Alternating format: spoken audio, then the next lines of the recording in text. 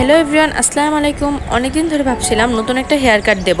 গত ঈদে আমি আমার চুলের নতুন হেয়ার কাট দিয়েছিলাম, এরপরে আর দেওয়া হয়নি। তাই নতুন হেয়ার কাট দিতে চলে গিয়েছিলাম গোল্ডেন গার্লে।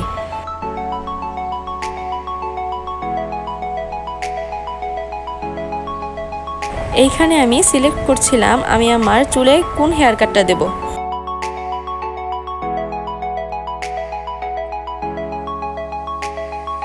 আমার কাছে মনে হয় নতুন একটা হেয়ার কাট দিলে ফেসের লুকটাই চেঞ্জ হয়ে যায়। আমার চুলগুলো খুবই রাফ হয়ে গিয়েছিল, তাই আমি শর্ট হেয়ার কাটই দিতে যাচ্ছিলাম। ফার্স্ট টাইমে ভাবছিলাম লং লেয়ার কাটটা দেব, দেন আমার কাছে মনে হলো এটা আমার সাথে মানাবে না, তাই আমি উলফ কাট দিলাম। সো এইটা ছিল আমার ফাইনাল লুক।